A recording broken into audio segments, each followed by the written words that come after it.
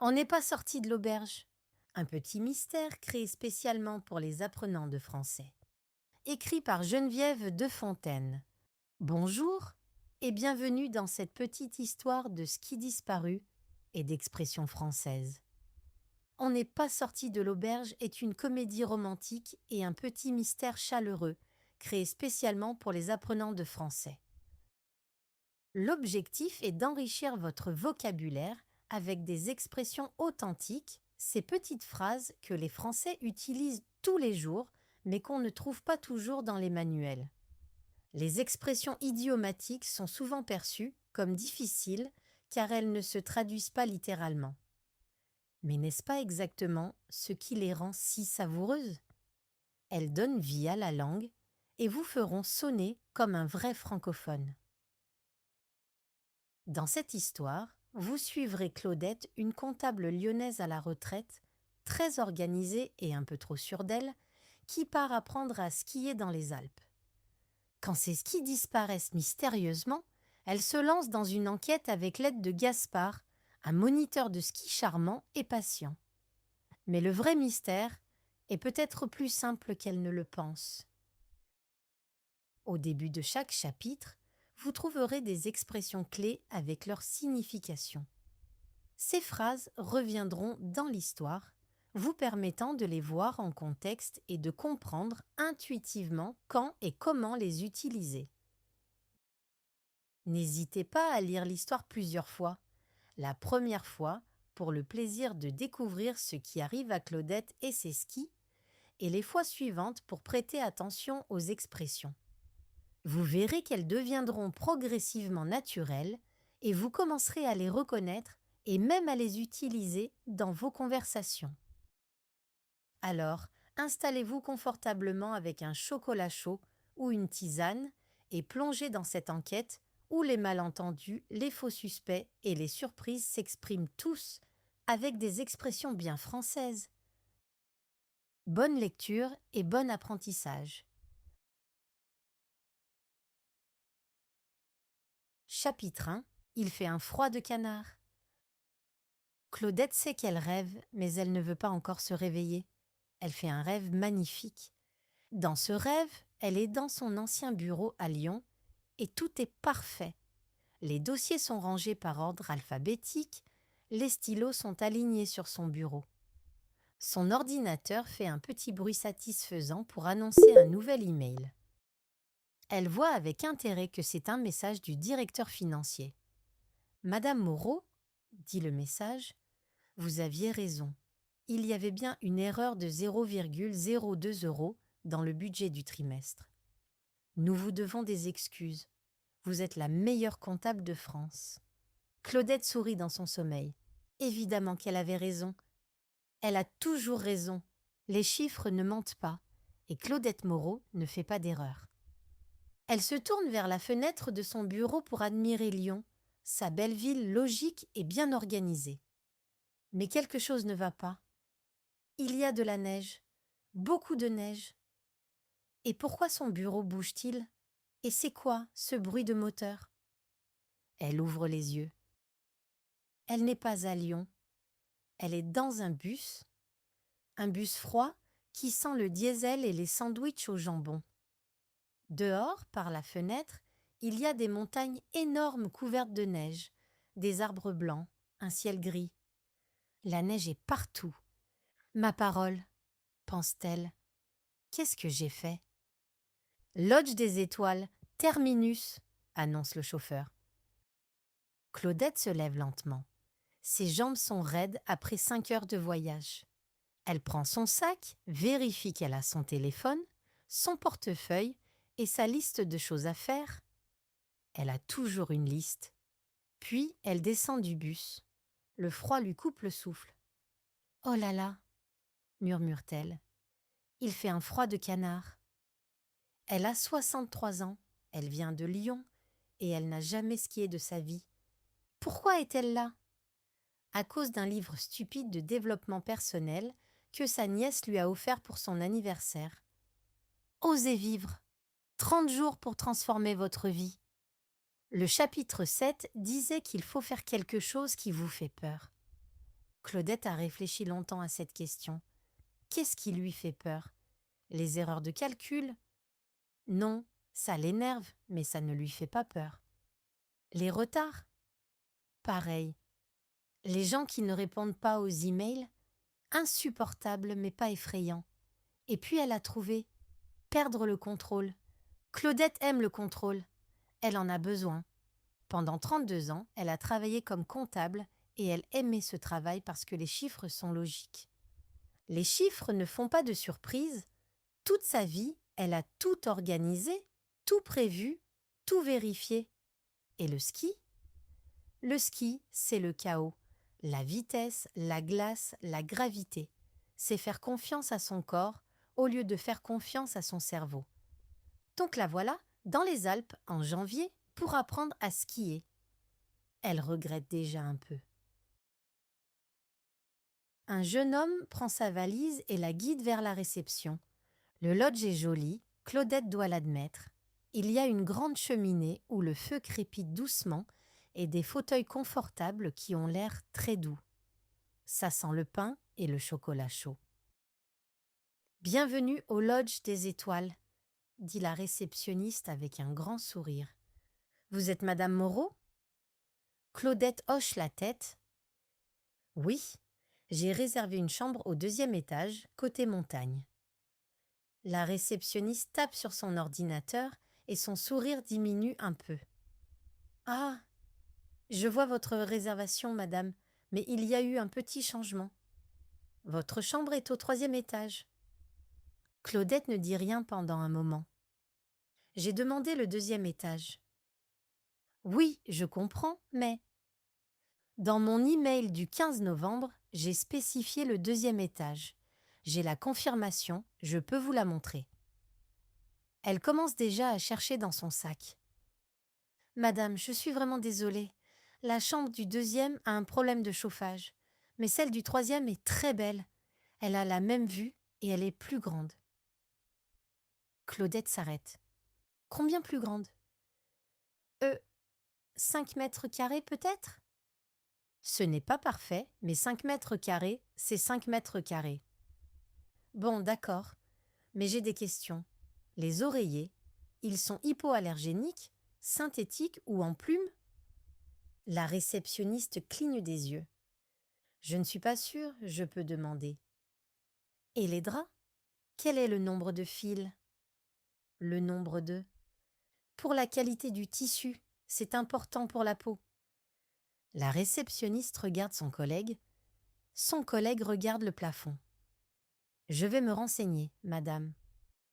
Merci, j'attends votre réponse avant 20 heures. L'ascenseur est en maintenance, évidemment. Donc Claudette monte les 3 étages avec sa valise. Elle ouvre la porte de sa chambre et commence son inspection. Premièrement, elle s'approche du lit et elle appuie sur le matelas. Il est ferme, mais pas trop. D'accord, c'est acceptable, pense-t-elle. Mais voyons la salle de bain ensuite. Elle entre dans la salle de bain et passe un doigt sur le lavabo. Il n'y a pas de poussière. D'accord, c'est assez propre, pense-t-elle. Mais soudain, elle voit les serviettes. Non, mais quand même, les serviettes sont mal pliées. Elle les replie correctement. La jeunesse d'aujourd'hui ne sait pas plier les serviettes, soupire-t-elle. De retour dans la chambre, Claudette ouvre le mini-bar et regarde les prix. 8 € pour une petite bouteille d'eau. Elle referme la porte immédiatement. Il y a des limites. Et puis, elle s'approche de la fenêtre et ouvre les rideaux. Oh! Les Alpes sont là, juste devant elle, les sommets blancs et roses dans la lumière du soir, le ciel immense, bleu et orange, les nuages qui passent lentement comme des bateaux sur une mer de lumière. C'est... Mais pour une fois, elle ne trouve pas les mots. Elle a vu des photos des Alpes et regardé des vidéos, et franchement, elle pensait savoir à quoi s'attendre. Mais les photos ne capturent pas cette beauté immense, indescriptible qui la fige et lui fait oublier les draps et les chiffres au moins pendant 1 minute ou 2. C'est un coup de cœur, pense-t-elle. un vrai coup de cœur inattendu. Elle reste devant la fenêtre pendant longtemps, 5 minutes, 6, 7, et pour une fois, elle ne compte pas. À 19h, Claudette descend au restaurant. La salle est chaleureuse, avec des nappes à carreaux rouges et des bougies sur chaque table. Il y a une odeur de fromage fondu dans l'air. Fondu, pense Claudette, évidemment, c'est les Alpes. Elle s'installe à une petite table près de la fenêtre et commande la fondue savoyarde parce que c'est la spécialité et qu'il faut essayer. Quand le plat arrive, elle prend un morceau de pain, le trempe dans le fromage et goûte avec attention. C'est pas terrible. Le fromage est un peu trop épais, le pain un peu trop mou. Elle a mangé mieux à Lyon, dans un petit restaurant près de chez elle. Et Lyon n'est même pas dans les Alpes. Elle regarde le menu des vins. Le moins cher est à 12 €, le recommandé à 22. Ce n'est pas donné, pense-t-elle. Elle commande quand même un verre de vin blanc. Après tout, elle est en vacances et prend celui à 12 €. Elle n'est pas folle. Pendant qu'elle mange, Claudette observe les autres clients. Il y a des familles avec des enfants fatigués, des couples qui se regardent dans les yeux, des groupes d'amis qui rient un peu trop fort. Et puis, à une grande table dans le coin, il y a un groupe de personnes en pull rouge avec le même logo sur la poitrine, une étoile blanche. L'équipe du lodge, probablement. Les moniteurs de ski. Un homme attire son attention. Il est plus âgé que les autres, la cinquantaine peut-être, avec des cheveux gris et un visage bronzé par le soleil. Il a des rides autour des yeux, des rides de quelqu'un qui sourit souvent. En ce moment, il ne parle pas. Il écoute ses collègues avec une expression amusée, comme s'il trouvait le monde entier un peu drôle. Il a l'air calme, patient, solide. Le serveur passe près de sa table et Claudette l'arrête. « Excusez-moi, les personnes là-bas, en rouge, ce sont les moniteurs ?»« Oui, madame, c'est l'équipe du lodge. »« Et l'homme aux cheveux gris, celui au bout de la table ?» Le serveur sourit. « Ça, c'est Gaspard, Gaspard Delacroix, le meilleur moniteur du lodge. Il travaille ici depuis 10 ans. Je crois que c'est lui qui va vous donner votre leçon demain. Vous avez de la chance. Il est très patient. » Patient, pense Claudette. Tant mieux, il va en avoir besoin. À ce moment-là, Gaspard tourne la tête et leurs regards se croisent pendant une seconde. Il fait un petit signe de tête polie, elle fait pareil, puis elle retourne à sa fondue. Après le dîner, Claudette s'arrête à la réception. « Excusez-moi, dit-elle, est-ce que vous avez un plan du lodge? Une carte avec les bâtiments, les entrées, les sorties de secours ?» La réceptionniste la regarde avec surprise. « Les sorties de secours ? Pour des raisons de sécurité, on ne sait jamais. » La réceptionniste fouille sous son comptoir et trouve un dépliant. Voilà, c'est le plan général.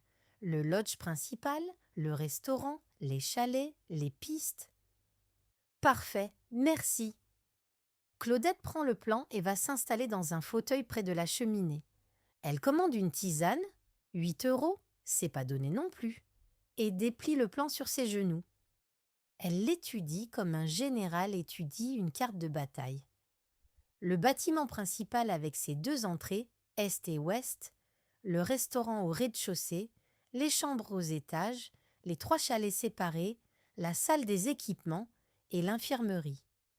L'infirmerie, note-t-elle mentalement, au cas où. Elle plie le plan soigneusement et le met dans son sac.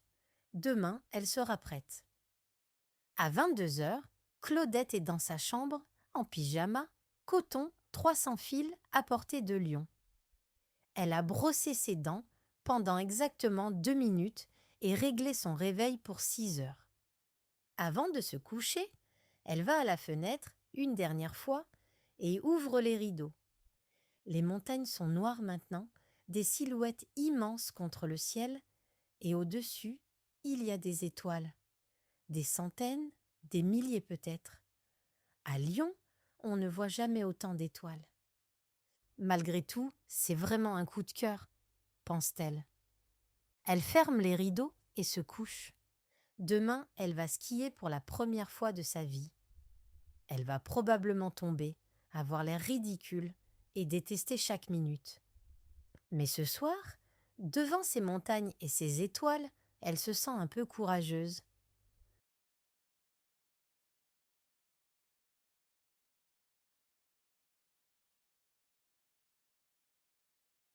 Chapitre 2. C'est la cata. Le réveil sonne à 6 heures, mais Claudette est déjà réveillée depuis 5 minutes. Elle n'aime pas être surprise, même par son propre réveil. Elle se lève, fait son lit avec précision et regarde par la fenêtre. Le soleil se lève sur les Alpes et la neige brille comme du sucre. C'est beau, mais Claudette n'a pas le temps d'admirer le paysage. Elle a un programme. À 6 heures, elle se réveille. À 6h15, elle prend une douche. À 6h45, elle s'habille. Elle a préparé sa tenue de ski la veille. À 7 heures, elle prend le petit déjeuner. À 8h30, elle a une leçon de ski. Elle a tout prévu. Ce qu'elle n'a pas prévu, c'est que s'habiller pour le ski prendrait 25 minutes. Il y a tellement de couches. Le sous-vêtement thermique, puis le pull en laine, puis la veste, puis une autre veste. Les chaussettes spéciales, le pantalon imperméable, les gants, le bonnet, les lunettes. Quand elle a enfin terminé, elle se regarde dans le miroir et ne se reconnaît pas. Je ressemble à un bonhomme de neige, pense-t-elle. Un bonhomme de neige très organisé. Au petit déjeuner, Claudette mange un croissant, correct, mais pas aussi bon qu'à Lyon, et boit 2 cafés nécessaires. Elle révise mentalement les vidéos YouTube qu'elle a regardées avant le voyage, position de base du ski, comment freiner pour les débutants, les erreurs à éviter sur les pistes. Elle a pris des notes, elle a fait des schémas, elle est prête. À 8h25, elle se dirige vers le point de rendez-vous devant le lodge. Il y a déjà quelques personnes qui attendent, d'autres débutants probablement. Et là, près du rack à ski, elle voit Gaspard. Il porte un pull rouge avec le logo du lodge et il parle avec une famille. Quand il voit Claudette approcher, il sourit et lui fait un signe de la main. « Madame Moreau, je suis Gaspard. Bienvenue. » « Bonjour, » dit Claudette. Elle lui serre la main fermement. « J'ai regardé plusieurs tutoriels en préparation. Je connais déjà la position du chasse-neige et la théorie du transfert de poids. » Gaspard cligne des yeux, puis son sourire s'élargit. « Eh bien, c'est très bien. On va voir comment ça se passe sur la neige. »« Je suis prête, » dit Claudette. Elle n'est pas prête. Mettre les skis est déjà une épreuve. « Il faut cliquer le talon dans la fixation, » explique Gaspard patiemment. « Je sais, j'ai vu la vidéo, » dit Claudette. Elle pousse son pied, rien ne se passe. Elle pousse plus fort, toujours rien. « Il faut d'abord enlever la neige sous votre chaussure, » dit Gaspard. « Ah, oui, évidemment. » 5 minutes plus tard, elle a ses 2 skis aux pieds. Elle se sent immédiatement instable, comme si le sol avait décidé de bouger sans la prévenir. « Parfait, » dit Gaspard. « Maintenant, on va glisser un peu, doucement. » Claudette ne glisse pas doucement. Claudette glisse, panique, agite les bras et tombe directement sur les fesses. « Ça va ?» demande Gaspard en s'approchant. « Très bien, » dit Claudette avec toute la dignité qu'on peut avoir quand on est assise dans la neige. C'était volontaire, pour tester la qualité de la neige. Et alors ? Elle est froide. La première heure est difficile. Claudette tombe 6 fois. 7, 8. Elle perd le compte, ce qui ne lui arrive jamais. Ses jambes tremblent, ses bras sont fatigués et son orgueil est sérieusement blessé. Dans les vidéos, les gens ne tombent pas autant. marmonne-t-elle. Dans les vidéos, ils ont coupé les chutes au montage, répond Gaspard. Mais Gaspard est patient, vraiment patient. Et petit à petit, quelque chose commence à changer. Claudette commence à comprendre le rythme, le mouvement, l'équilibre.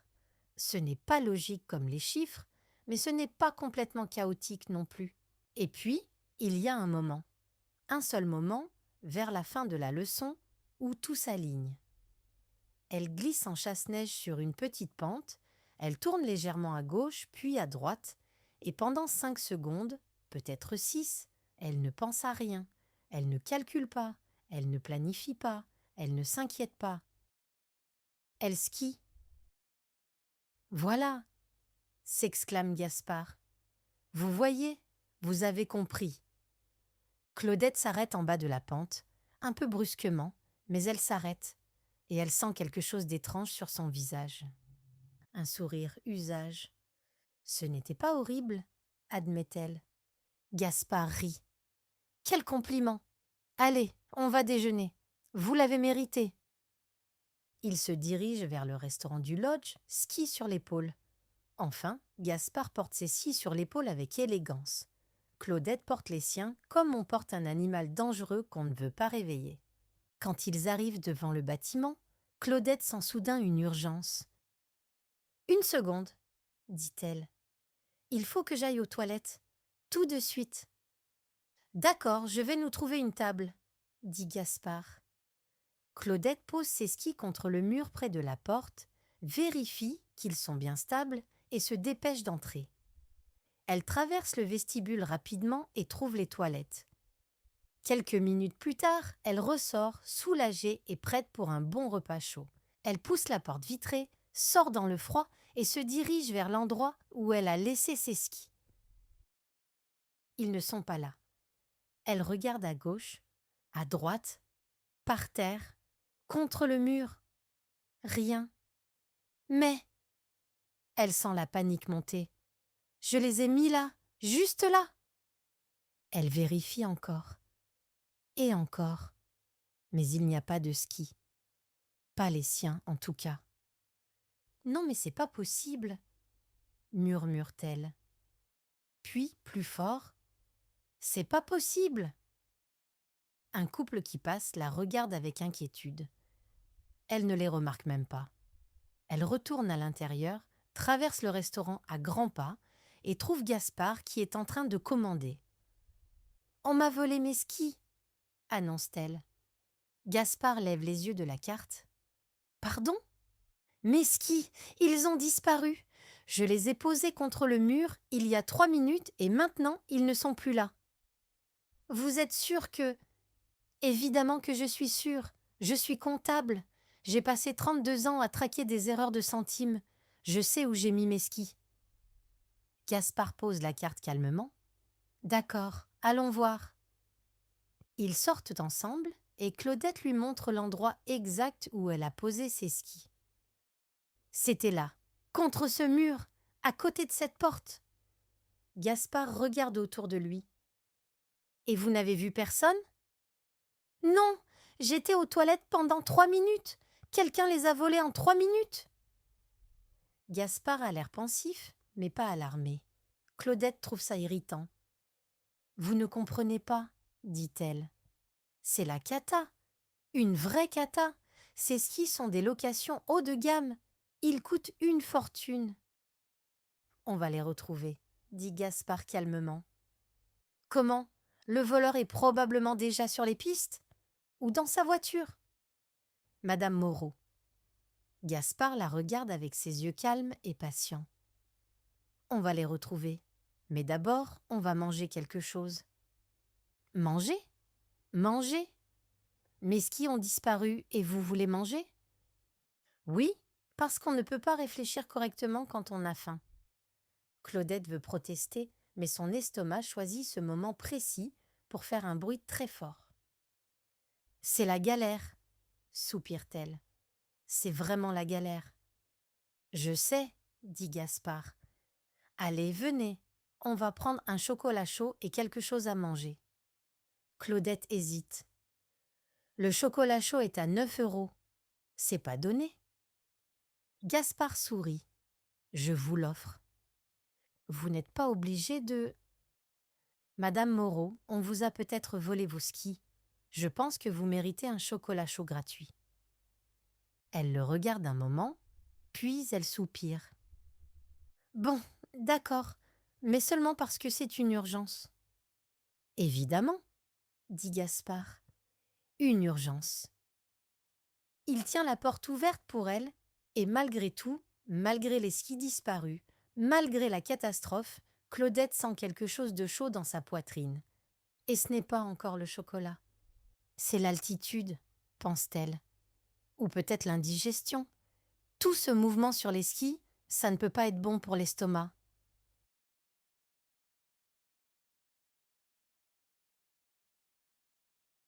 Chapitre 3. Donner un coup de main.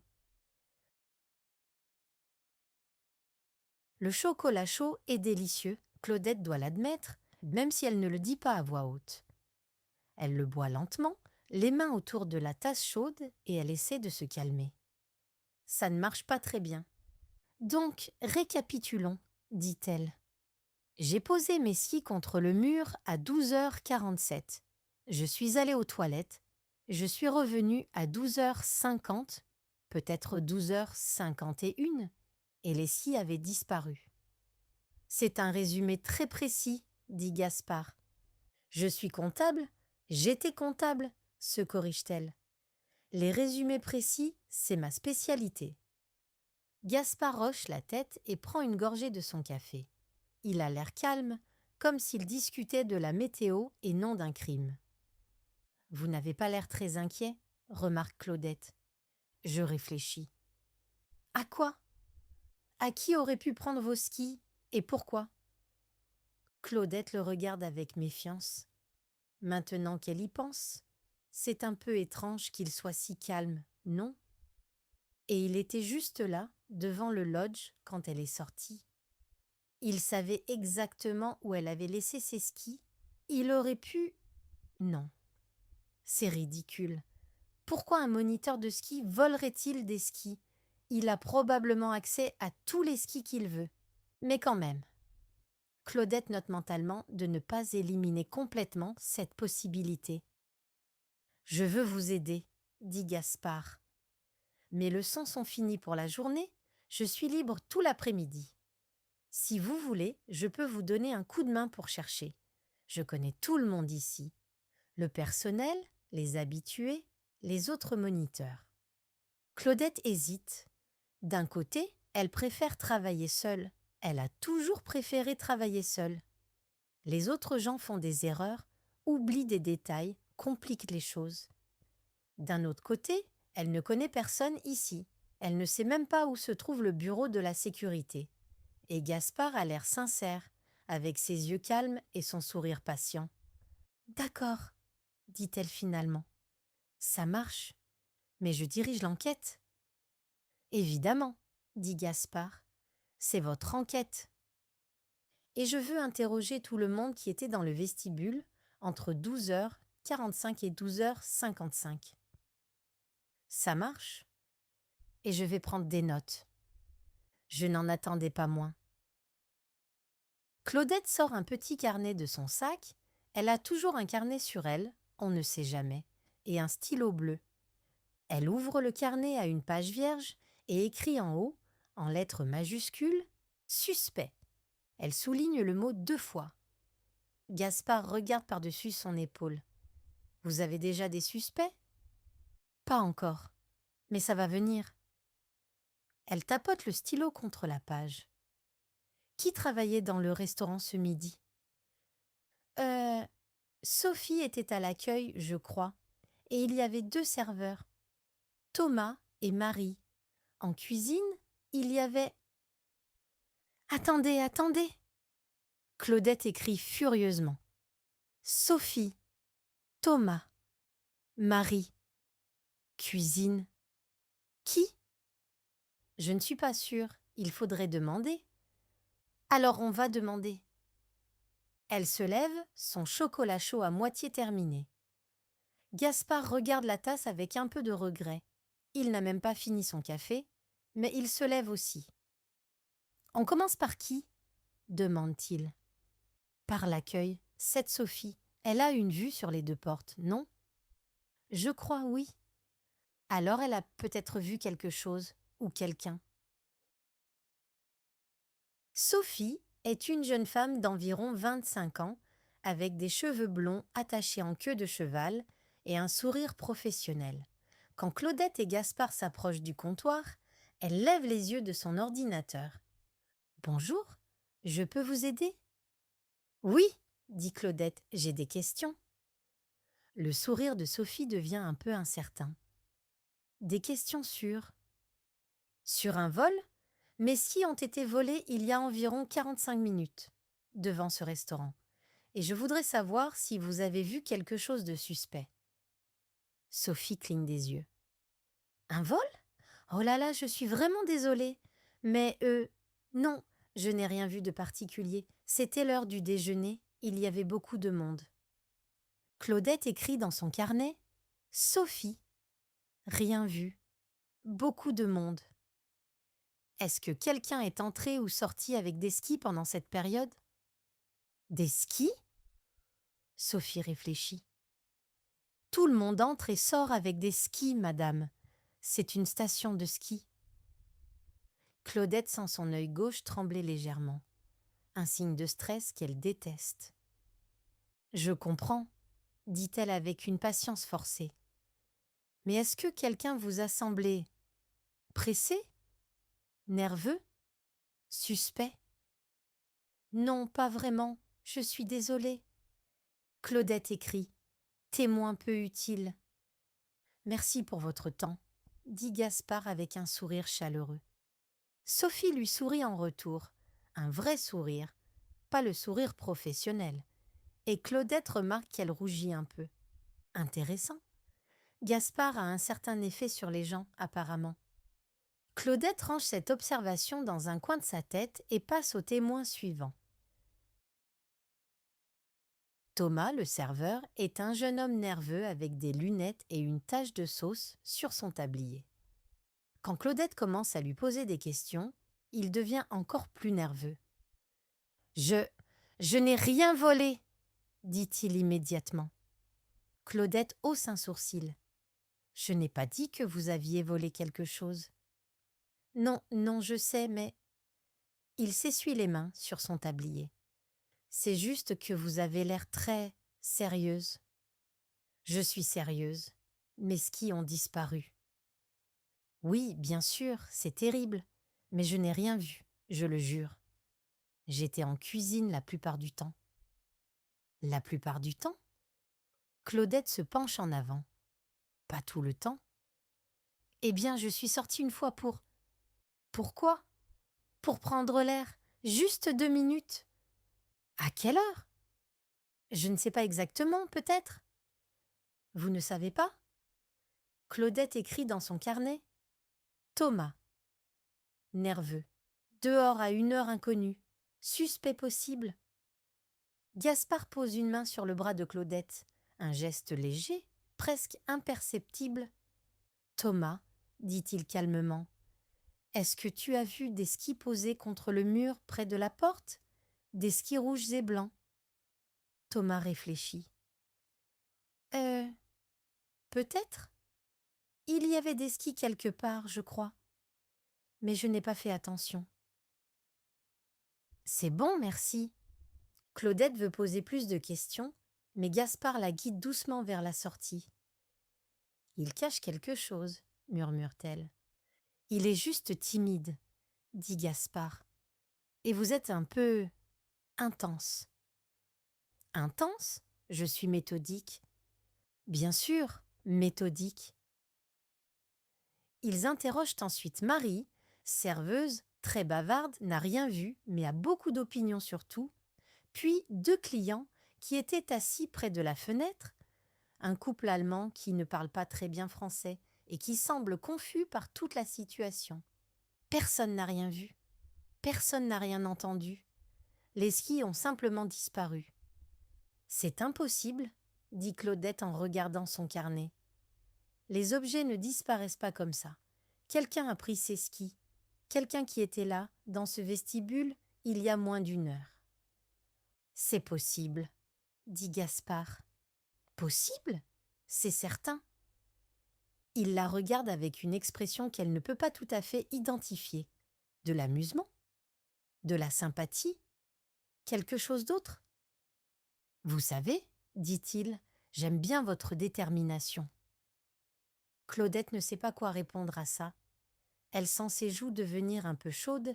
Ce qui est ridicule, c'est probablement le chauffage du restaurant, ou le stress, ou le chocolat chaud. La détermination est une qualité professionnelle, dit-elle finalement, pas une qualité personnelle. Gaspard sourit. Si vous le dites. Elle retourne à son carnet pour éviter de croiser son regard. Elle relit ses notes. Sophie, Thomas, Marie, le couple allemand. Aucun suspect solide, aucune piste claire. Mais Claudette Moreau n'abandonne pas facilement. Elle a passé 32 ans à trouver des erreurs de centimes dans des budgets de millions d'euros. Elle peut certainement trouver une paire de skis volés. Elle tourne la page de son carnet et commence une nouvelle liste. Pistes à explorer. Demain, dit-elle, on continue. Ça marche, dit Gaspard. Et malgré tout, malgré les skis disparus, malgré l'enquête frustrante, Claudette ressent une petite étincelle dans sa poitrine. Une étincelle qui ressemble presque à de l'excitation. C'est l'adrénaline de l'enquête, pense-t-elle. Rien de plus. Mais une autre pensée, plus petite et plus timide, murmure. Et si j'ai le béguin ? Ma parole, c'est ridicule, répond-elle à cette pensée. Absolument ridicule.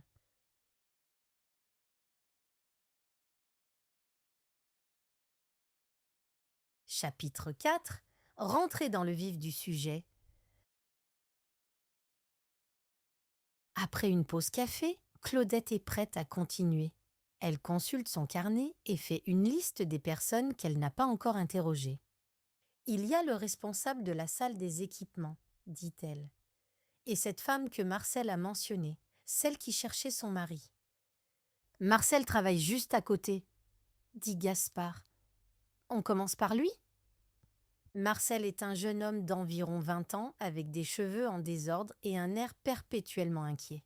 Quand Claudette et Gaspard entrent dans la petite salle remplie de skis, de bâtons et de casques, il sursaute comme s'il avait vu un fantôme.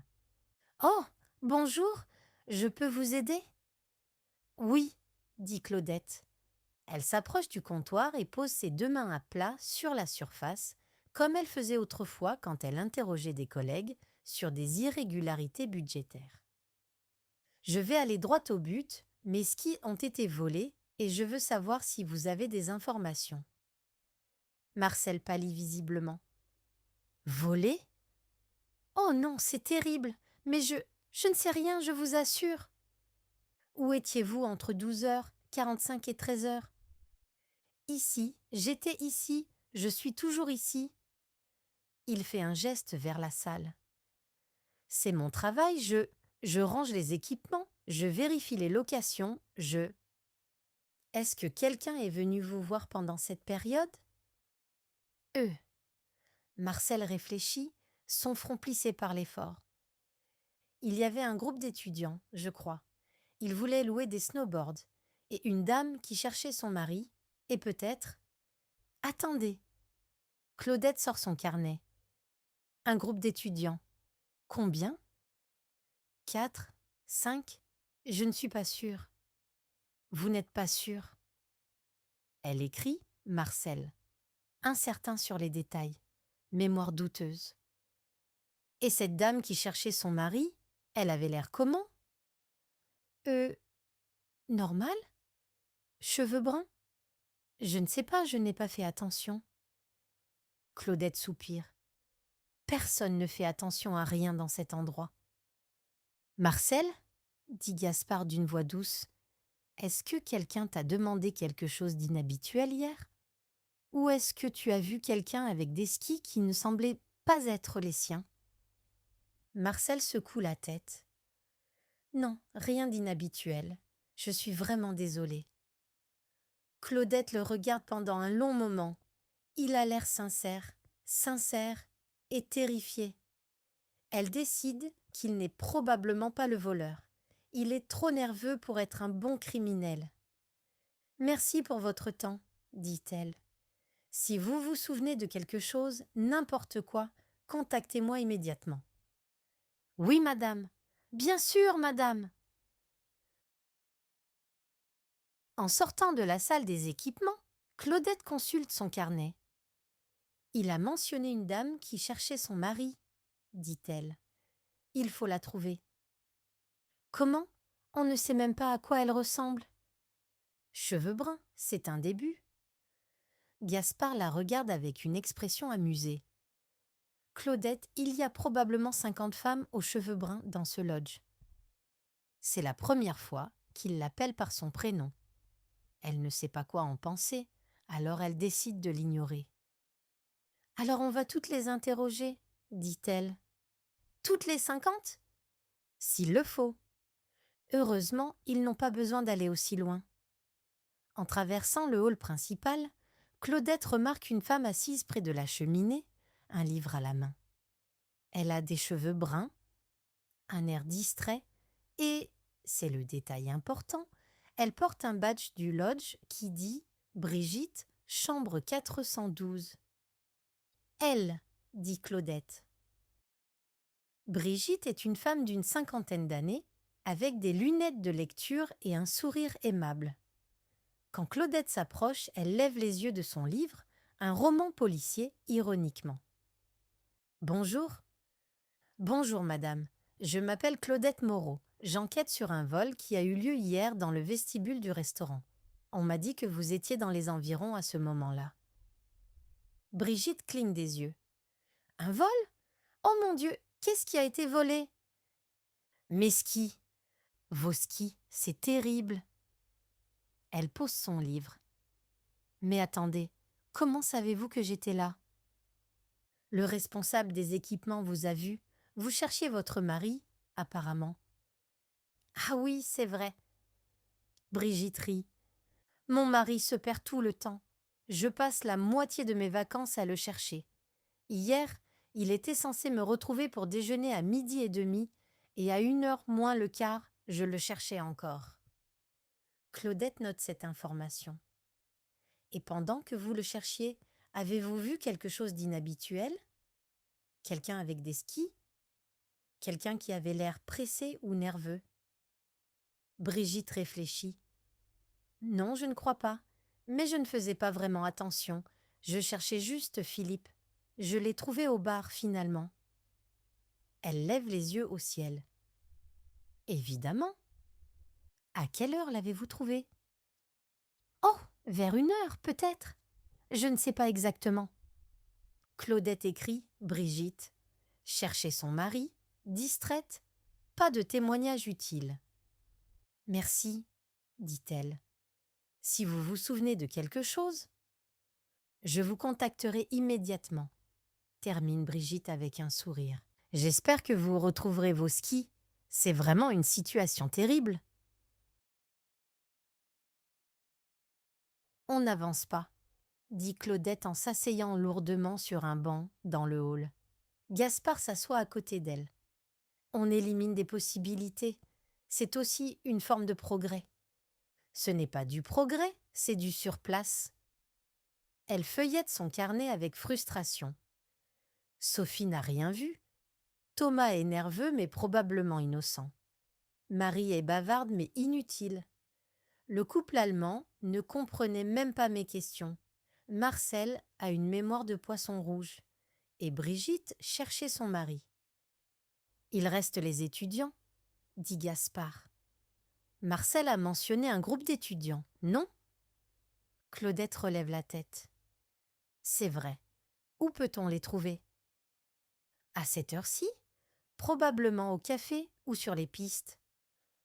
Allons au café. Le café du lodge est un petit espace confortable avec des canapés, des tables basses et une odeur de café et de chocolat. Dans un coin, il y a un groupe de jeunes gens, 4 garçons et une fille, qui rient bruyamment et regardent quelque chose sur un téléphone. « C'est eux, » murmure Claudette. « Je les ai vus hier au restaurant. Ils étaient bruyants. »« Être bruyant n'est pas un crime, » dit Gaspard. « Non, mais c'est suspect. » Elle s'approche du groupe avec détermination. Les étudiants lèvent les yeux, surpris. « Bonjour, » dit Claudette. « Je vais aller droit au but. J'enquête sur un vol de ski qui a eu lieu hier vers 13h. Quelqu'un dans ce groupe a-t-il des informations ?» Les étudiants échangent des regards confus. « Un vol ?» dit l'un d'eux, un grand garçon avec une barbe de 3 jours. « On n'a rien volé. »« Je n'ai pas dit que vous aviez volé quelque chose. Je demande si vous avez des informations. »« On était au restaurant hier midi, » dit la fille du groupe. « Mais on n'a rien vu de bizarre. » Claudette sort son carnet. « À quelle heure êtes-vous arrivé au restaurant ?»« Je sais pas, » dit le garçon barbu. « Midi, midi et demi. »« Et vous êtes parti à quelle heure ?»« Aucune idée. » Claudette se tourne vers un autre étudiant, plus petit, avec des lunettes. « Et vous ? Où étiez-vous à 12h47 exactement ?» Le garçon la regarde avec des yeux ronds. « Je mangeais ?» Elle écrit « étudiant à lunettes », vague, possiblement évasif. « Est-ce que l'un d'entre vous a vu des skis posés contre le mur près de l'entrée et du restaurant ?» Silence. Les étudiants se regardent et haussent les épaules. « Il y a des skis partout ici, madame, » dit la fille. « C'est une station de ski. » C'est la 2e fois qu'on lui dit ça. Claudette sent son œil gauche trembler à nouveau. « Je comprends, » dit-elle lentement. « Mais c'est ce qu'il a été les miens. Et maintenant, ils ont disparu. »« C'est vraiment pas cool, » dit le garçon barbu avec ce qui semble être de la sympathie sincère. « J'espère que vous les retrouverez. »« Merci, » dit Claudette. Elle referme son carnet. « Si vous vous souvenez de quoi que ce soit, on vous contactera, » termine la fille. « Promis. » Après les étudiants, Claudette et Gaspard décident de vérifier la boutique de location au cas où quelqu'un aurait rapporté les skis comme objet trouvé. La boutique est gérée par un homme d'âge mûr avec une moustache impressionnante et un tablier vert. « Des skis trouvés ?» répète-t-il. « Non, rien de ce genre. Si quelqu'un avait rapporté des skis, je le saurais. »« Vous en êtes certain ?» demande Claudette. L'homme la regarde avec un mélange d'amusement et d'irritation. « Madame, je travaille ici depuis 15 ans. Je connais chaque paire de skis dans cette station. Personne n'a rapporté vos skis. Peut-être qu'ils ont été rapportés ailleurs, à la réception ou… » « J'ai déjà vérifié, » dit Gaspard. « J'ai demandé à Sophie, rien. » Claudette ferme les yeux pendant un moment. Elle a interrogé une dizaine de personnes. Elle a pris 3 pages de notes et elle n'a toujours aucune idée de ce qui est arrivé à ses skis. « Il faut mettre carte sur table, » dit-elle finalement. « Soit quelqu'un dans ce lodge est un voleur très habile, soit… »« Soit ?» demande Gaspard. Elle secoue la tête. « Non, il n'y a pas de soit. Quelqu'un a volé mes skis. C'est la seule explication logique. » Gaspard ne dit rien, mais elle remarque qu'il a une expression étrange, comme s'il voulait dire quelque chose, mais se retenait. « Quoi ?» demande-t-elle. « Rien, je réfléchis, c'est tout. » « Vous ne voulez pas tourner autour du pot. S'il y a quelque chose, dites-le. » Il hésite. « C'est juste que… Êtes-vous absolument certaine de l'endroit où vous avez laissé vos skis ? Peut-être que vous les avez emmenés avec vous aux toilettes, ou… » Claudette le regarde comme s'il avait dit quelque chose de profondément stupide. « Aux toilettes ? Vous pensez que j'ai emmené des skis d'1,60 m dans les toilettes d'un restaurant ? » « Non, bien sûr, » c'était juste une idée. Et ensuite quoi? Je les ai oubliés là-bas, dans une cabine?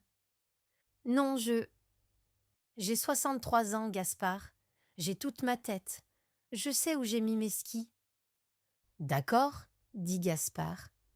D'accord. Alors, on continue à chercher.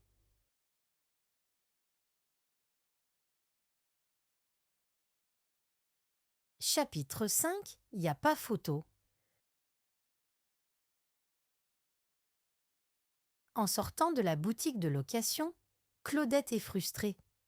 Personne n'a rien vu, personne n'a rien entendu, et ses skis restent introuvables. Et c'est là qu'elle le voit. Un jeune homme, la vingtaine, sort du bâtiment d'à côté avec une paire de skis sur l'épaule. Des skis rouges et blancs. La même marque que les siens, la même taille, le même modèle. Claudette s'arrête net. « Gaspard, murmure-t-elle. Regardez. Quoi? Ces skis, sur l'épaule de ce garçon. Ce sont les miens. Gaspard regarde le jeune homme, puis les skis, puis Claudette. Vous êtes sûr? Beaucoup de gens ont ce modèle. Il n'y a pas photo, c'est exactement les mêmes. La couleur, la forme, tout. C'est lui, c'est le voleur. Avant que Gaspard puisse dire quoi que ce soit, Claudette marche vers le jeune homme à grands pas. « Excusez-moi, » appelle-t-elle. Le jeune homme se retourne. Il a l'air surpris et un peu inquiet en voyant l'expression de Claudette. « Oui? Ces skis, où les avez-vous eus? » Il regarde ses skis, puis Claudette. « Je les ai loués, ici, à la boutique. » « Loués ou volés ?» Le visage du jeune homme change. « Pardon? » Ces skis m'appartiennent. Ils ont disparu devant le restaurant. Et maintenant, comme par hasard, vous vous promenez avec. Madame, je ne sais pas de quoi vous parlez. Ces skis sont à moi. Enfin, je les loue depuis une semaine. Une semaine? C'est très pratique comme alibi. À ce moment-là, une jeune femme sort de la boutique et rejoint le garçon. Elle a des cheveux blonds et un air confus. « Qu'est-ce qui se passe, Thomas ?» demande-t-elle. « Je ne sais pas, » dit le garçon. « Cette dame dit que j'ai volé ses skis. » La jeune femme regarde Claudette avec des yeux ronds. « Volé? Thomas n'a rien volé. On est ensemble depuis le début de la semaine, je peux vous assurer que… »« Vous êtes sa petite amie ?» demande Claudette. « Alors vous n'êtes pas un témoin objectif ?» « Claudette, » dit Gaspard doucement derrière elle. « Peut-être qu'on devrait… »« J'ai un reçu, » dit le garçon soudainement. Il fouille dans sa poche et sort un morceau de papier froissé. « Voilà. Date de location, avant votre arrivée, probablement. » Claudette prend le reçu et l'examine. La date est claire. Le numéro de série des skis est noté. Tout correspond. Ce ne sont pas ses skis. Le silence qui suit est très très long. « Je… » commence Claudette. Le jeune homme la regarde avec un mélange de colère et d'incrédulité. Sa petite amie a l'air choquée. Deux autres personnes se sont arrêtées pour regarder la scène. « Je me suis peut-être trompée, » dit Claudette finalement. « Peut-être ?» répète le garçon. « Les skis sont très similaires. N'importe qui aurait pu faire cette erreur. »« Vous m'avez accusé de vol devant ma copine. » »« Je n'ai pas accusé, j'ai posé des questions. » Gaspard intervient avec son sourire le plus diplomatique.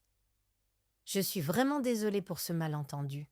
Madame Moreau a perdu ses skis et elle est un peu… stressée. »« Un peu ?» marmonne la petite amie. « Encore toutes nos excuses, » continue Gaspard. « Bonne journée à vous deux. » Il prend Claudette par le coude et la guide fermement vers le café du lodge. Il s'assoit dans un coin tranquille. Claudette fixe la table sans rien dire. Son visage est rouge, de honte ou de frustration, elle ne sait pas très bien. Je me suis plantée, dit-elle finalement. Un peu, oui. Il était très défensif. Gaspard la regarde. Vous l'avez accusé de vol devant sa petite amie. Exactement. Défensif.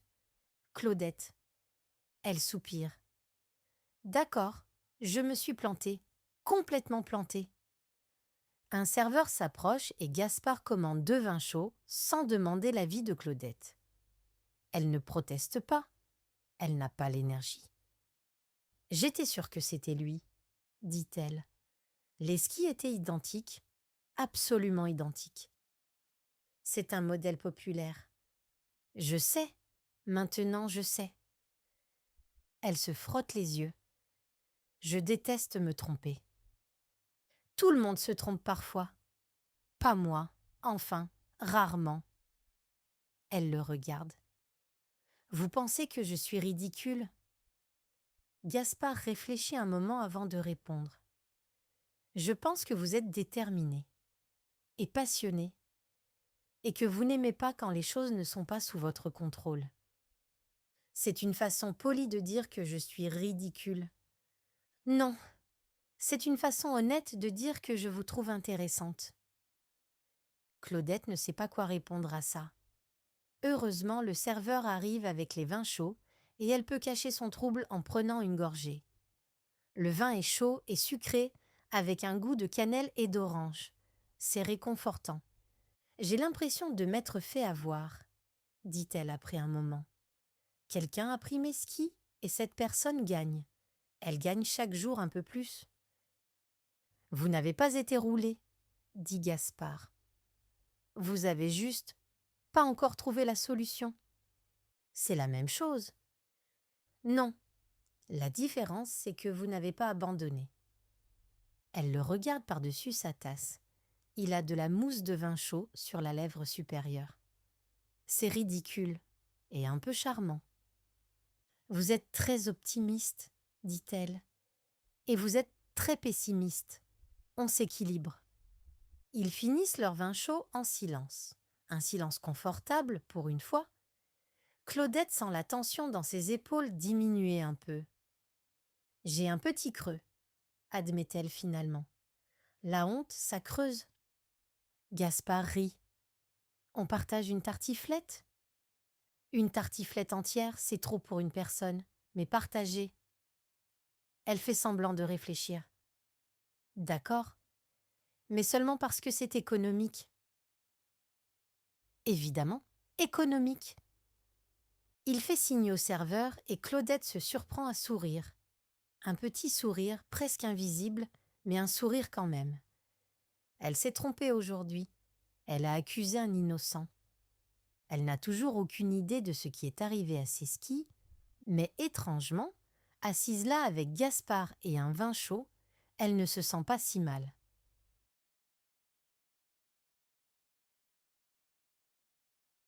Chapitre 6. On n'est pas sorti de l'auberge.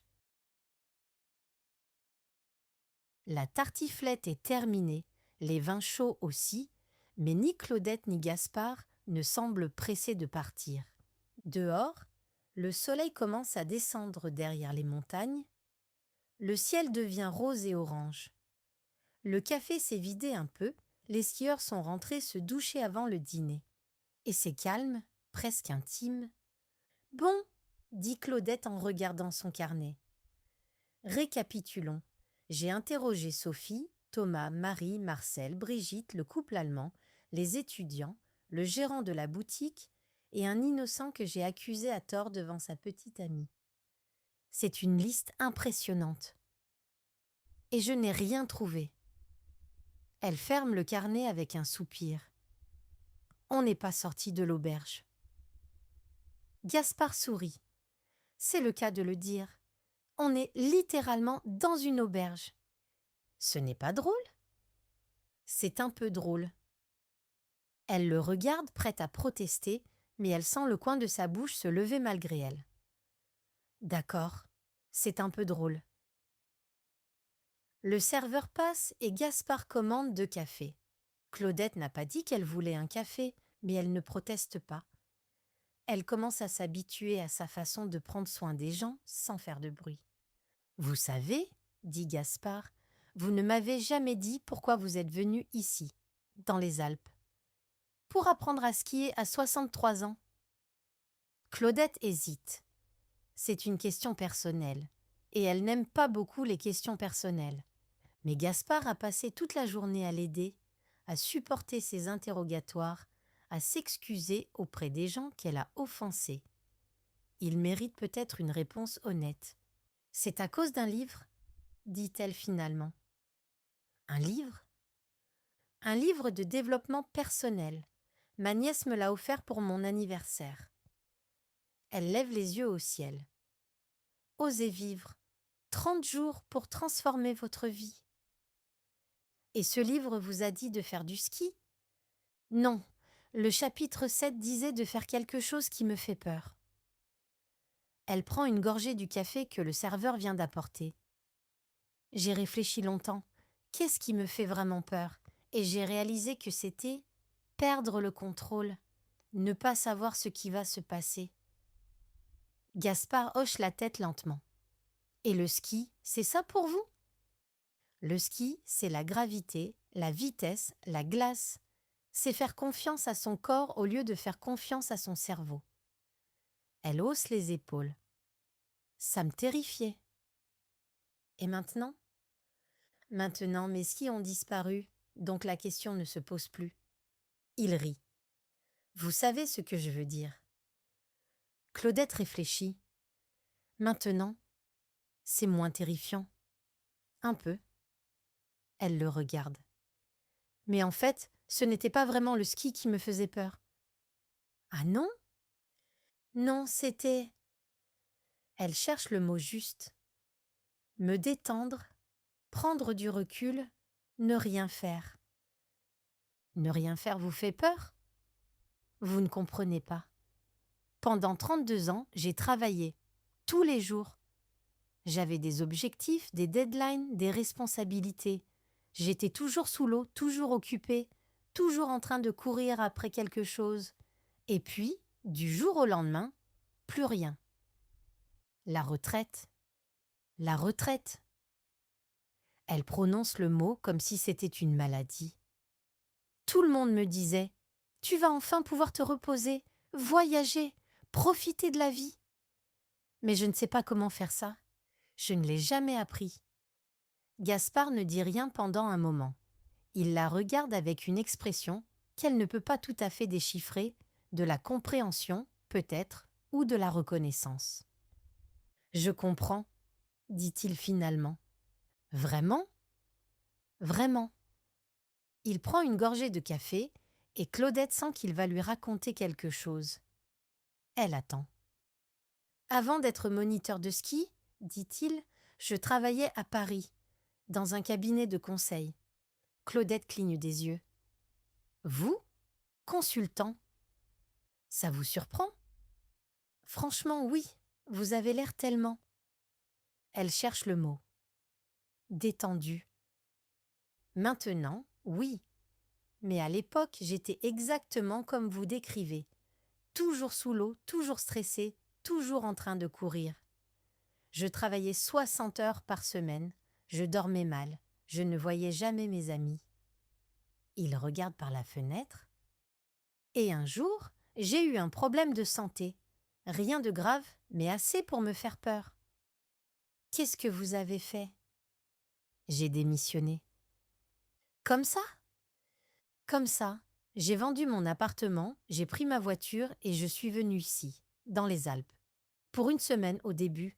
Et puis la semaine est devenue un mois, et le mois est devenu un an, et… Il sourit. Ça fait 10 ans maintenant. Claudette le regarde avec un mélange de fascination et d'horreur. Vous avez tout quitté. Votre carrière, votre vie à Paris, tout. Oui. Et vous ne regrettez pas ? Pas une seconde. Elle secoue la tête. Je ne pourrai jamais faire ça. Pourquoi pas ? Parce que… Elle s'arrête. Elle a un trou. Elle ne trouve pas les mots. Pourquoi pas exactement ? Qu'est-ce qui l'en empêche? Parce que c'est irresponsable, dit-elle finalement. On ne peut pas juste abandonner sa vie. Ce n'est pas abandonner, c'est choisir. C'est pareil? Non. Il la regarde avec ses yeux calmes. Abandonner, c'est fuir quelque chose. Choisir, c'est aller vers quelque chose. J'ai choisi les montagnes, le ski, le calme. Je n'ai pas fui Paris. J'ai trouvé quelque chose de mieux. Pour moi, en tout cas. Claudette ne sait pas quoi répondre. C'est une façon de voir les choses qu'elle n'a jamais considérée. Le silence s'étire entre eux, mais ce n'est pas un silence inconfortable. C'est un silence de réflexion. Donc, dit Gaspard finalement, le livre vous a dit de faire quelque chose qui vous fait peur, et vous avez choisi le ski. Oui, mais en fait, ce qui vous faisait peur, c'était de vous détendre. Oui. Et maintenant, vous passez vos vacances à enquêter sur un vol de ski au lieu de vous détendre. Claudette ouvre la bouche puis la referme. Ce n'est pas. Elle s'arrête. D'accord, peut-être que vous avez un point. Juste un petit point. Un tout petit point, minuscule. Elle croise les bras. Mais mes skis ont vraiment disparu. Ce n'est pas une excuse pour éviter de me détendre. C'est un vrai problème. Bien sûr. Je ne suis pas en train de fuir quoi que ce soit. Je n'ai jamais dit ça. Bien. Gaspard sourit. Elle déteste quand il sourit comme ça, comme s'il savait quelque chose qu'elle ne sait pas. Quoi? Demande-t-elle. Rien. Je vous trouve intéressante, c'est tout. Le soleil a presque disparu maintenant. Le ciel est violet et bleu foncé. Les lumières du café sont allumées, créant une atmosphère chaude et dorée. C'est pas gagné cette histoire de ski, dit Claudette. Je ne sais plus où chercher. Peut-être qu'il faut arrêter de chercher. Pardon? Parfois, quand on cherche trop fort, on ne trouve pas. Et quand on arrête de chercher, il fait un geste vague. Les choses apparaissent. C'est très poétique, mais ce n'est pas comme ça que le monde fonctionne. Vous êtes sûre? Elle veut répondre oui, évidemment, mais elle hésite. Aujourd'hui, elle a cherché partout, interrogé tout le monde, et elle n'a rien trouvé. Peut-être que Gaspard a raison. Peut-être qu'elle cherche trop fort. Ou peut-être qu'elle cherche au mauvais endroit. Une pensée lui traverse l'esprit, une pensée floue, incomplète.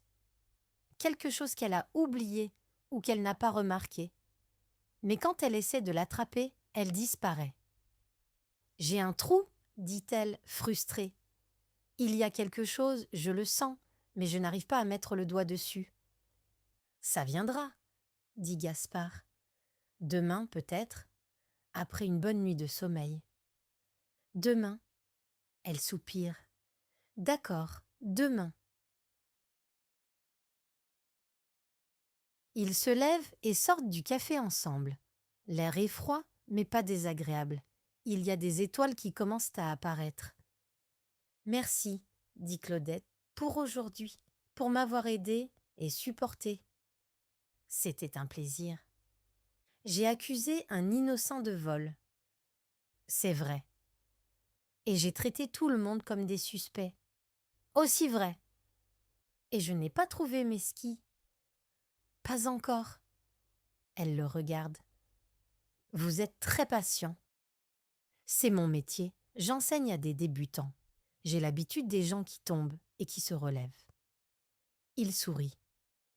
Bonne nuit, Claudette. Bonne nuit, Gaspard. Elle le regarde s'éloigner vers le bâtiment des employés. Puis, elle monte dans sa chambre, se prépare pour la nuit et se couche. Mais avant de s'endormir, elle repense à leur conversation, à son ancienne vie à Paris, à son choix de tout quitter, à cette idée étrange que choisir n'est pas la même chose qu'abandonner.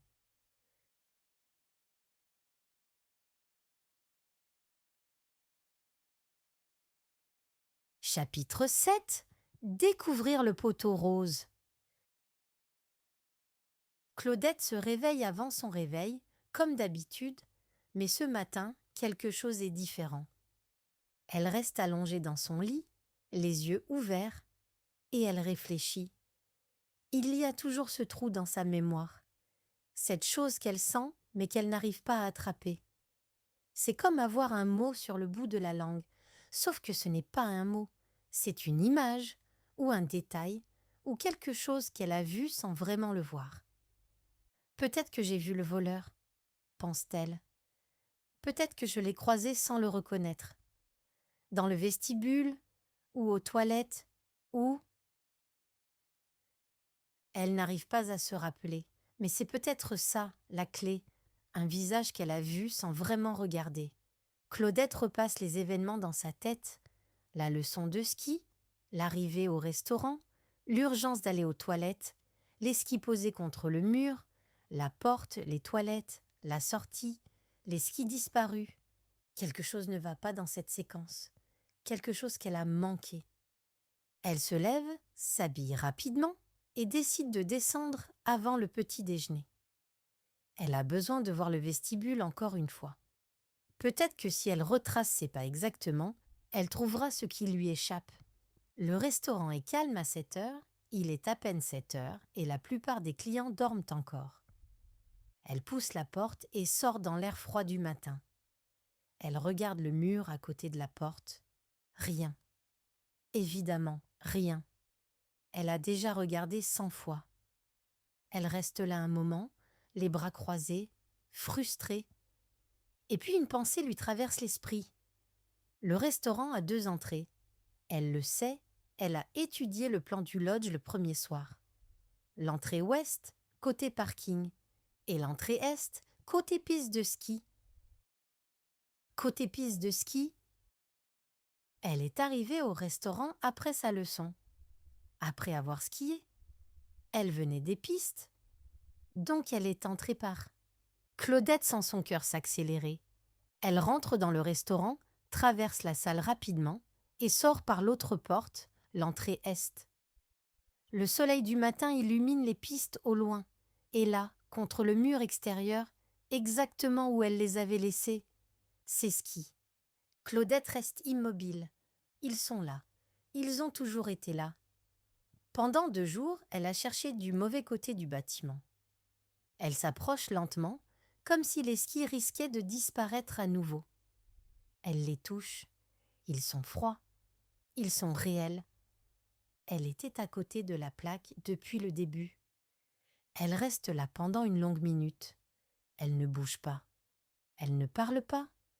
Elle s'assoit sur un banc, dans le vestibule, ses skis à côté d'elle, et elle essaie de digérer ce qui vient de se passer. Toutes ces heures d'enquête, tous ces interrogatoires.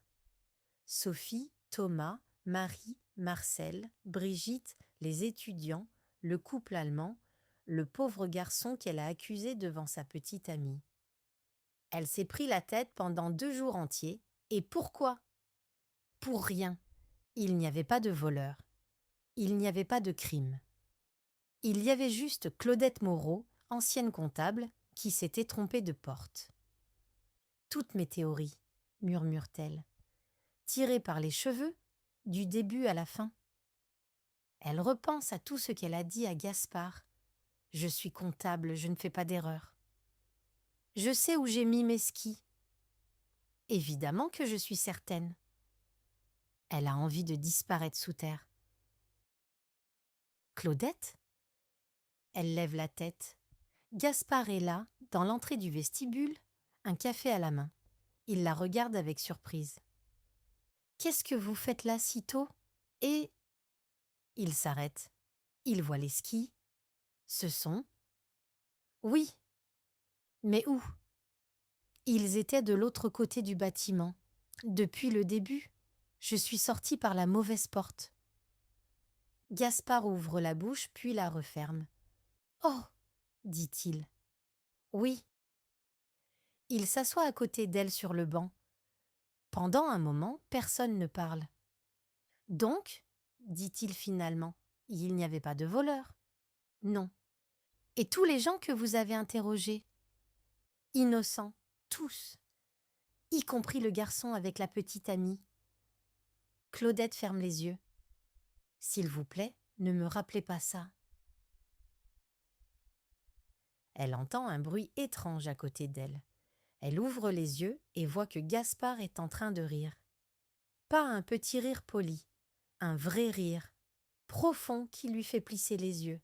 « Ce n'est pas drôle, dit-elle. C'est très drôle. J'ai accusé un innocent. Plusieurs innocents. Gaspard ! Mais malgré elle, malgré la honte et l'embarras, elle sent quelque chose monter dans sa poitrine. Un son étrange sort de sa bouche, un son qu'elle ne reconnaît pas tout de suite. Elle est en train de rire. « Oh mon Dieu !» dit-elle entre deux rires. « J'ai passé je ne sais combien d'heures à chercher un voleur qui n'existait pas. » « Oui, j'ai interrogé tout le lodge. Comme une vraie détective.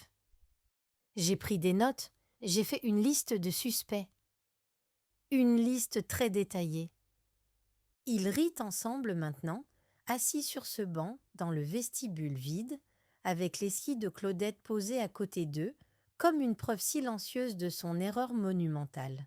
« Ça y est, dit-elle finalement en s'essuyant les yeux. Le mystère est résolu. Le mystère est résolu, confirme Gaspard. Et la solution, c'est que je suis une idiote. Non, la solution, c'est que les portes se ressemblent. C'est gentil de dire ça. C'est la vérité. Il la regarde avec ce sourire qu'elle commence à connaître par cœur. Ça arrive à tout le monde de se tromper. Pas à moi, enfin. Elle regarde ses skis. Apparemment, si. Il reste assis là encore un moment, dans le silence du matin. « Qu'est-ce que vous allez faire maintenant ?» demande Gaspard. Claudette réfléchit. « D'abord, écrire des lettres d'excuses. À Sophie, Thomas, Marcel, Brigitte, les étudiants, et surtout aux garçons avec la petite amie. C'est une bonne idée. Ensuite, elle regarde ses skis. J'ai des skis maintenant, des vrais skis, les miens. C'est vrai. Et il me reste quelques jours de vacances. Aussi vrai. Elle le regarde. Est-ce que vous donnez des leçons aujourd'hui ? Gaspard sourit. Je peux me libérer pour une élève spéciale. Je ne suis pas spéciale. Je suis une femme de 63 ans qui s'est trompée de porte. Exactement, spéciale.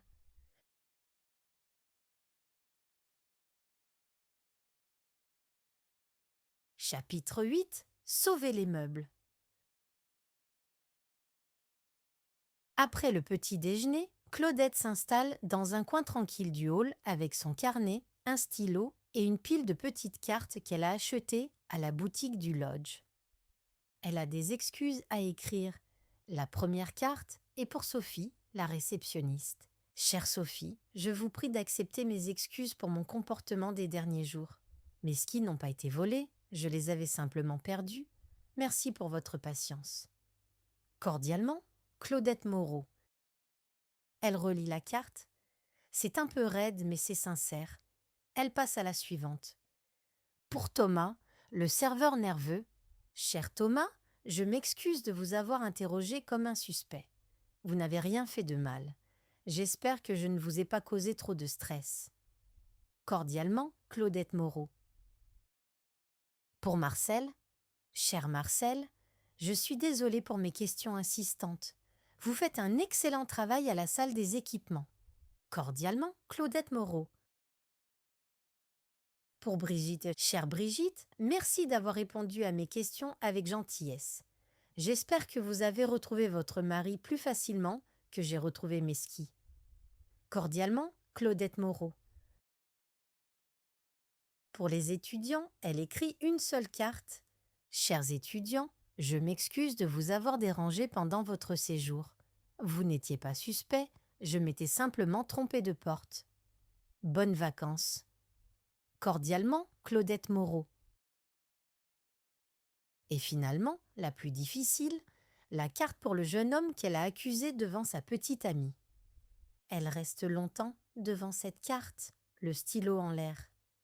Cher monsieur, je vous dois des excuses sincères pour mon comportement inexcusable. Je vous ai accusé à tort, devant votre ami, d'un vol qui n'a jamais eu lieu. Mes skis n'avaient pas été volés. Je les avais laissés de l'autre côté du bâtiment sans m'en rendre compte. Il n'y a pas d'excuse pour ce que j'ai fait, mais je vous assure que je regrette profondément. J'espère que cet incident n'a pas gâché vos vacances.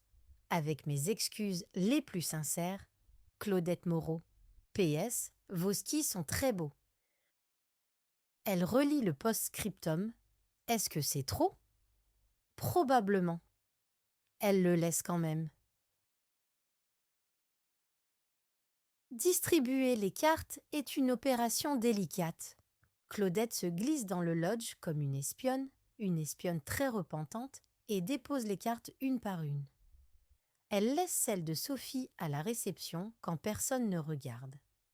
Elle glisse celle de Thomas sous la porte de la cuisine. Elle met celle de Marcel dans la boîte aux lettres de la salle des équipements. Pour Brigitte, elle demande à la réception le numéro de sa chambre et glisse la carte sous la porte. Pour les étudiants, elle les repère au café et pose la carte sur leur table pendant qu'ils regardent leur téléphone. Quand l'un d'eux lève les yeux, elle est déjà partie. Et pour le jeune homme, elle ne connaît pas son nom ni sa chambre. Elle laisse la carte à la réception avec une description.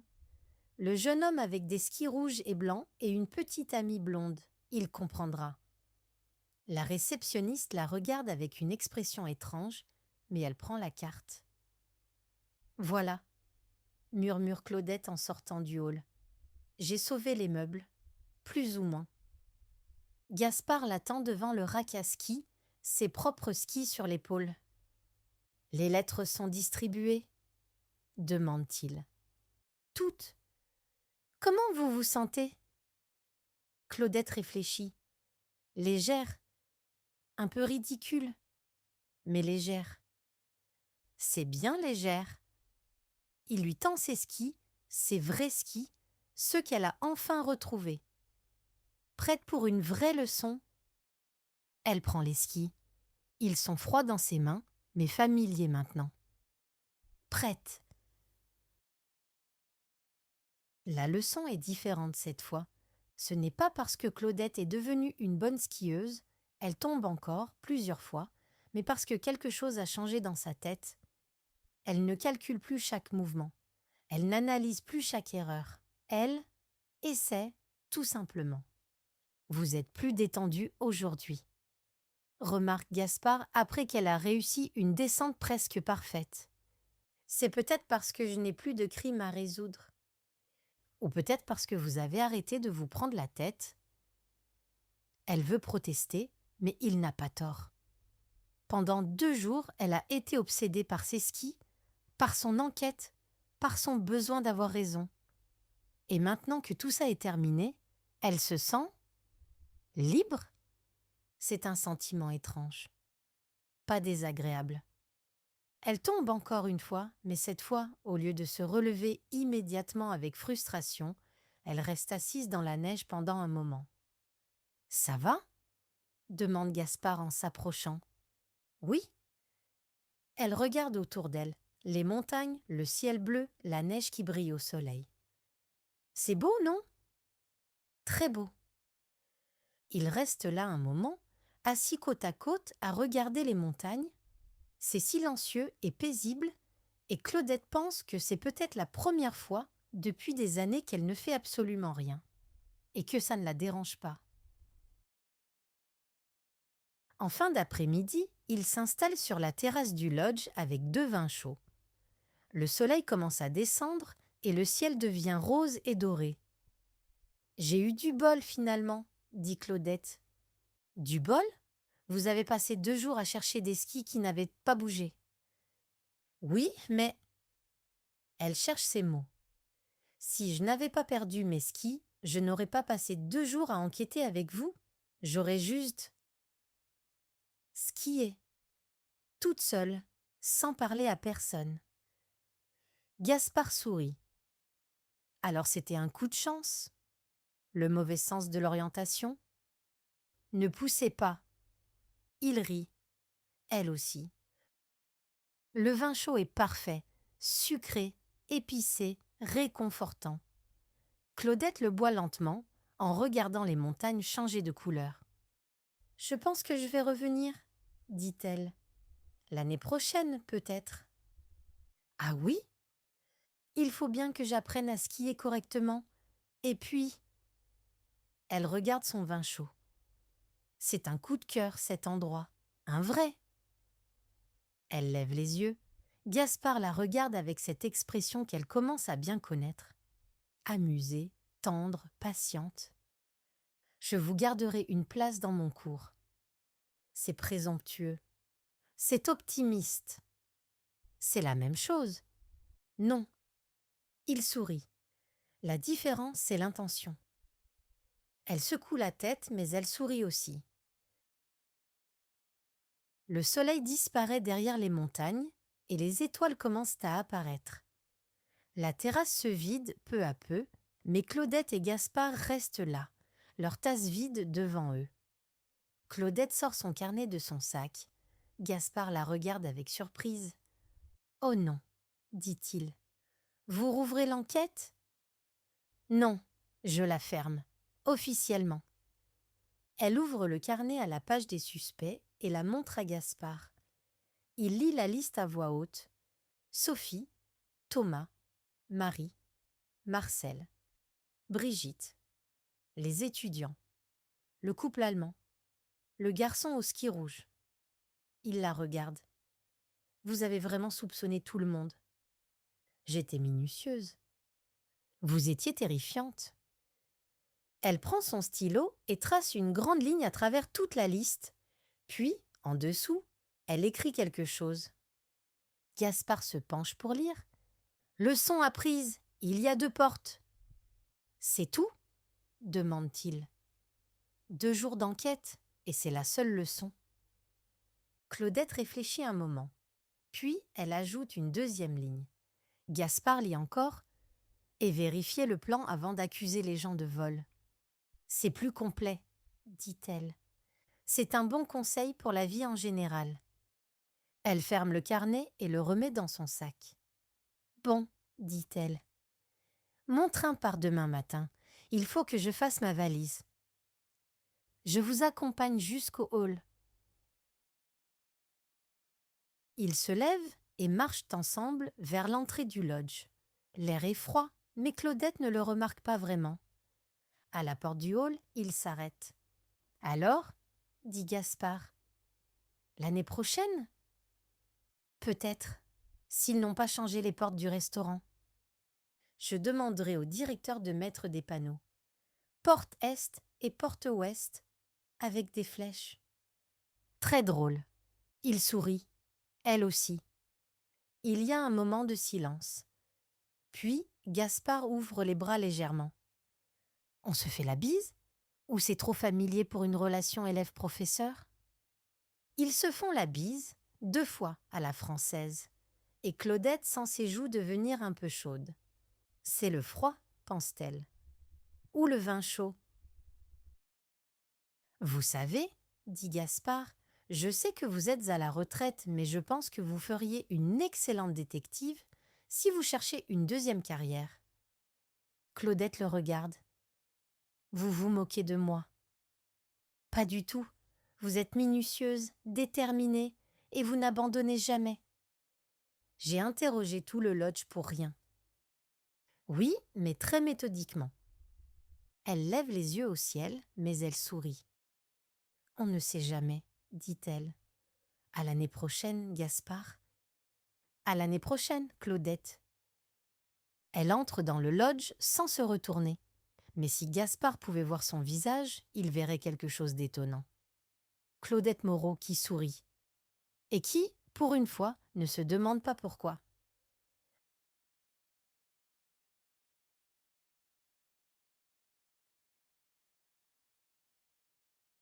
Mot de l'autrice.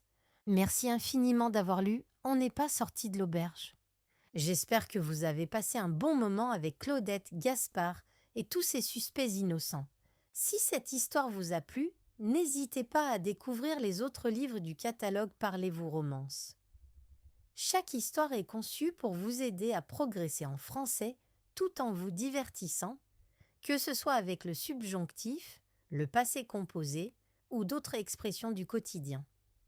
Vous pouvez me retrouver sur Goodreads et je serai ravie de lire vos avis. Vos commentaires m'aident énormément et me motivent à créer de nouvelles histoires. Et si vous avez des idées pour de futures aventures, un thème, un lieu, un point de grammaire qui vous donne du fil à retordre, laissez-moi un commentaire. J'adore savoir ce que vous aimeriez lire. Je vous souhaite beaucoup de courage et de plaisir dans votre apprentissage du français. N'oubliez pas, chaque page que vous lisez, chaque mot que vous apprenez, vous rapproche un peu plus de votre objectif. Et si parfois vous vous sentez perdu, rappelez-vous, même Claudette s'est trompée de porte, et tout s'est bien terminé à la fin. À très bientôt, Geneviève de Fontaine.